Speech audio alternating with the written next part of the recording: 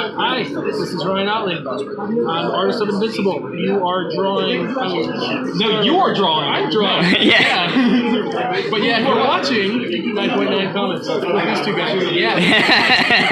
Who's behind the camera? For once. Yeah, Chris. There you go.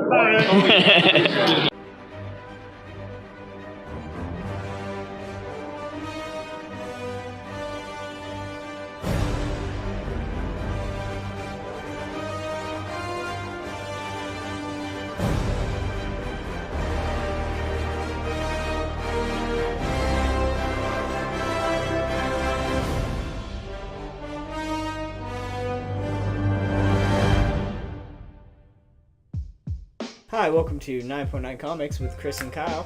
I'm Kyle. And I'm Chris, and today we'll be talking about comics getting released March 14th, 2018.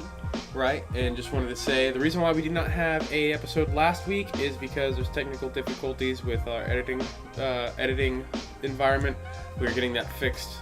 Well, obviously you'll be seeing this, so it is fixed. But Sorry about that. Yeah, that's what happened.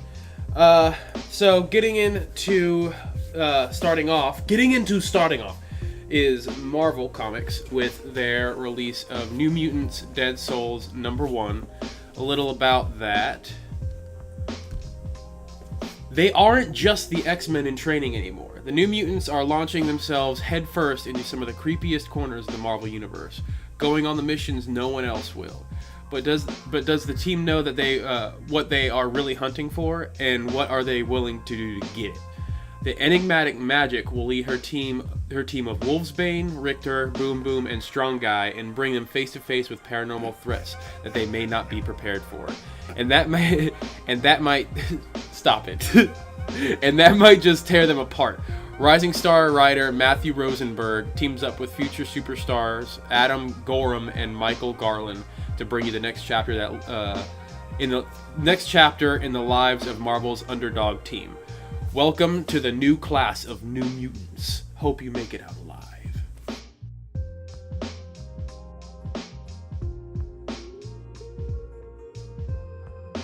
But that's it for Marvel. Moving into DC, we have Eternity Girl #1, which sounds really interesting. A little about that. Carolyn Sharp has been a lot of things, including both a superhero and a super spy. But now, with those days behind her and her powers proving unreliable, Carolyn finds herself struck in a life weighed down by her depression and an inability to change. You see, Carolyn is going to live forever, and there's no escape to be had. The very act of living reminds her that, to the rest of her existence, she is an anomaly. All that could change, however, when her old foe, Madam Adam, comes to her with an intriguing offer. Madam Adam can get... That's really fun to say. Madam Adam can give Carolyn the power to end her life. She just has to destroy the entire world. So, I mean, give and take. Do I want to live forever and see the end of times, or do I just want to bring about the end of times so I can die? Seems kind of selfish. Either way, it sucks. Yeah, either way, it sucks. But I guess you can find out by picking up Eternity Girl when it comes out. This is a Young Animals title spin out of the Milk Wars event. So. Right. And then we have the Sideways #2 being released. That should be fun. Sideways is a good read. Alright, moving into Aftershock, we have Betrothed #1, a new #1 out of Aftershock, which is exciting because Aftershock has been killing it lately. Welcome to the world of Betrothed. Kieran, I don't know if it's Kieran or Kieran, it's Kieron, and Tamara are both seniors at the same high school. They've never paid much attention to each other, even though they are the only kids at school who are orphans. On the eve of their 18th birthdays, they discover a lifelong secret. In a dimension far, far away, they are just one far away. It's not as far as I thought it was. In a dimension far away, they are each the leader of an army that is at war with one another. And what's more, when they turn 18, they are to be betrothed or fight to the death. So either get married or kill each other. You pick or choose. From the writer Sean Lewis and artist Steve Yui comes a sci-fi series with a fun mix of Archie and Saga, and had to be told at Aftershock because Aftershock is awesome. And then we have Cold War #2 coming out. We talked about Cold War a few episodes ago. And then moving into Dynamite, we have #4 coming out for Barbarella. And then, more importantly, this is one of Chris' favorite, is Legendary Red Sonja, and that's the one where she's in New York, right? No, Legendary Red Sonja is the steampunky pirate. Oh, okay. That's why it's Derry, D-E-R-Y. What? Oh, okay. I didn't see that. I never noticed that. Touche, Dynamite. It's dope. Touche, Dynamite. And speaking of strong, awesome warrior woman, we have Xena #2. Xena, great. If you lived in the 90s, Xena was like a cultural icon. Like she was like it was like Wonder Woman for 90s kids. Yeah. It was television Wonder Woman for 90s kids. And then out of Black Mask Comics, we don't talk about them too much, is a new comic called Come Into Me. The premise is very interesting, especially it's kind of talking about how social media affects our lives and affects us as humans. From the critically acclaimed writers of The Dregs and the artists of Image Comics, Sex, comes a new horror series about body image, social media, and memory. When an entrepreneur with a god complex creates a technology that allows two minds to share one body, he doesn't anticipate the degenerative effects of long-term trials. Come Into Me is a contemporary comment on connected culture and our longing for approval in the digital age. This is a world where technology and flesh have become indistinguishable, begging the question, how much sharing is too much sharing? Prepare yourself for the insane love child of the fly and the eternal sunshine of the spotless mind. And with that said, every one of you has a Facebook friend that you open up Facebook and then they always, like, every 10 seconds have a post that's like either really emotional like one way or really emotional the other way. It's like they're just posting way too much. It's like, dude, you're sharing too much. You don't have to post every single insane thought you have. And I guess if you literally were like, imagine if me and Chris were one person, we're like two hurricanes merged into one. That can't happen. We would fall apart at the seams. Or just destroy everything around us. Whoa! That's a weird wraith. But with that, that's a really interesting #1, especially coming out of a small publisher like Black Mask. I'm pretty sure I'm going to pick up that #1 and take a look at it. I'm definitely going to pick it up just because I like these contemporary pieces on like our culture in the digital age, because there's nothing else like it yet. It's really, and especially after I read Eugenic, I'm really interested in these like really deep current social things happening inspired comics that are they just take it, they run with it, and they make crazy stories with them.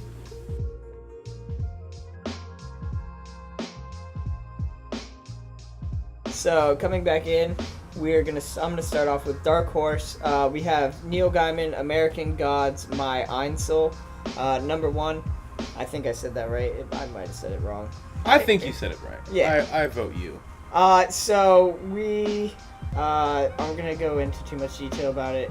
American Gods, we brought it up when the first run came out. I think it might have been a no-brainer. I believe so. And American Gods #1 did do really well. The show bombed, which adversely affected the comics, but even then, for long-term collectability, it's still worth having. Right, because it doesn't make, because the books are still good. Just because the TV show was bad doesn't make the books not any less better. Then moving on from that, out of Valiant, we have Ninjak vs. Vu #3. Valiant Universe. So it's a Ninjak comic. Everybody loves Ninjak at this point, I think. So not too much has to be said about that. Ninjak is basically Ninja James Bond. Basically.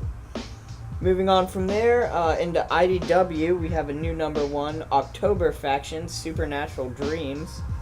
So there's a brief summary about that. The October Faction is back with their former leader and father retired. The rest of the Allen family adjusts to the new status quo and brings the monster hunting business into the modern era.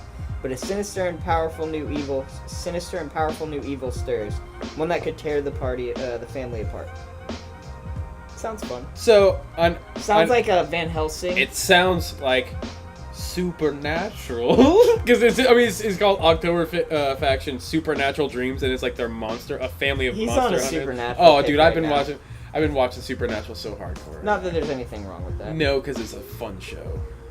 Moving on from that, though, into Titan, we have Sea of Thieves.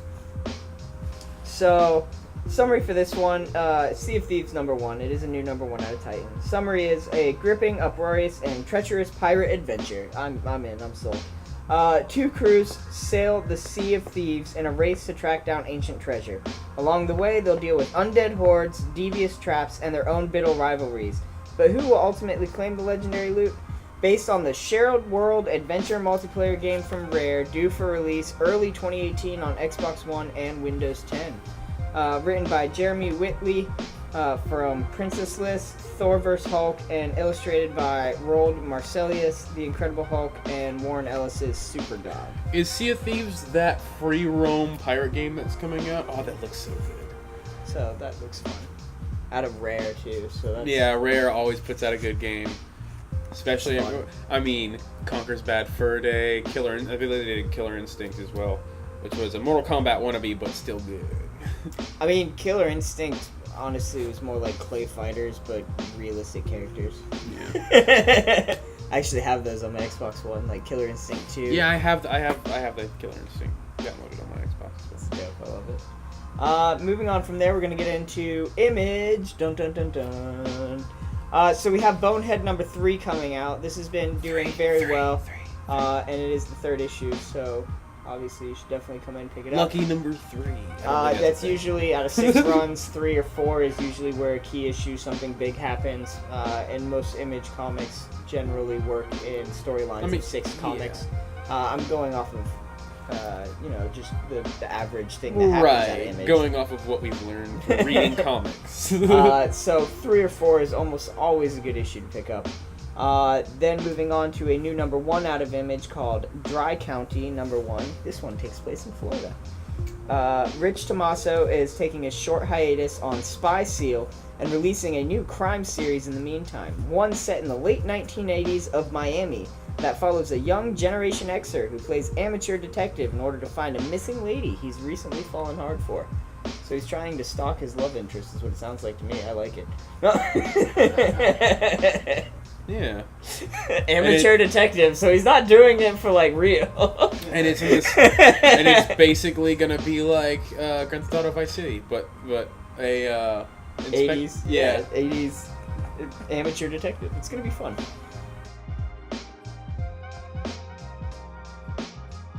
So moving on from there, another new Image #1, Infidel #1. This looks fun. And I'm gonna tell you now, the reason we didn't make it a no-brainer is, one, the no-brainer is like blatantly brick obvious, and that's two, why it's a no-brainer. And two, this one has a lot It's too specific. It's too specific, and it's got a lot of potential political clout. It has a bias. It has a bias, and it's too specific. That's why. So it's not for everyone. So Infidel #1, it sounds great. Infidel #1, a haunted house story for the 21st century. Infidel follows an American Muslim woman and her multiracial neighbors who move into a building haunted by entities that feed off of xenophobia. It's from best-selling editor Pornsack. I don't know how to say his last name. He did Swamp Thing. Makes his comic writing debut alongside artist extraordinaire Aaron Campbell, The Shadow, and award-winning colorist and editor Jose Villarrubia, Promethea.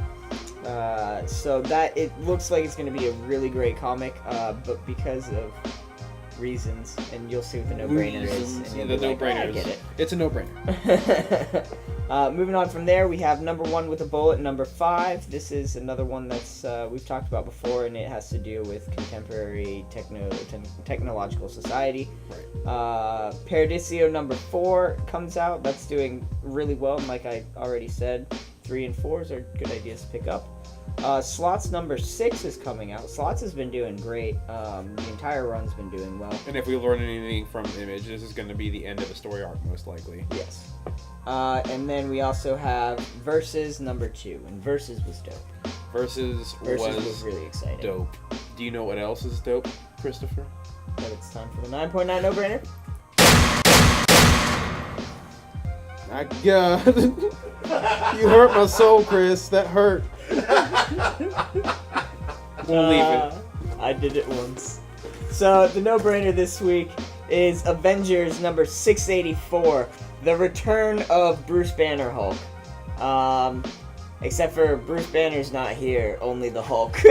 Yeah. And it's the Immortal Hulk, and the cover, it's really good. it's really good, but it But also me and Chris looks have like opinions. yeah, we have a bias on all things, Especially because being we're very mostly opinionated DC. people, and we Yeah. love DC, but it really looks like Solomon Green Grundy. Solomon Grundy, exactly. It looks like Solomon Grundy with a green face. The way the But- hair's drawn, the way the teeth is gritted. It and looks like a stuff. really good Green Solomon Grundy. Like, I'm excited for yeah. it.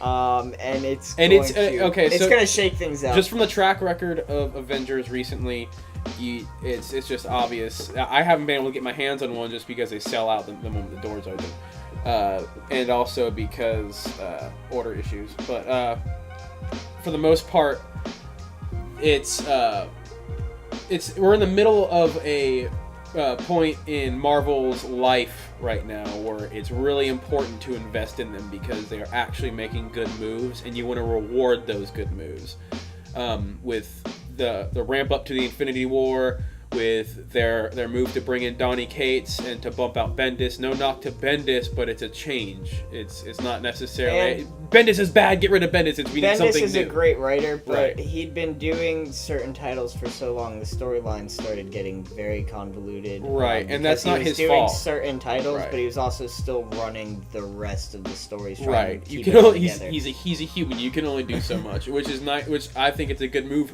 for him to leave Marvel and have a refresher course over at DC, basically just handling Action Comics. I think he's coming in Action Comics issue. Which we 1000. didn't bring it up, but yeah, Action Comics 1000 is the next one to come out. Not this week. This week's $9.99.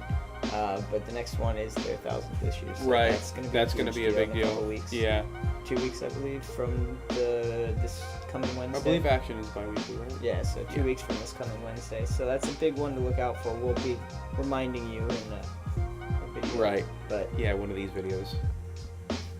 But yeah, so Marvel, you definitely want to pick up the ones that Marvel's doing well on. It's sort of like a Marvel rebirth, Marvel Universe rebirth. Marvel Universe Rebirth. I see what you did there. Marvel New 52. Hey, if they got their prints down to 52 comics coming out of Marvel, that would be literally world shattering. Never gonna happen though. Yeah, no. Nope. And on that note, have a good night. Have a good one.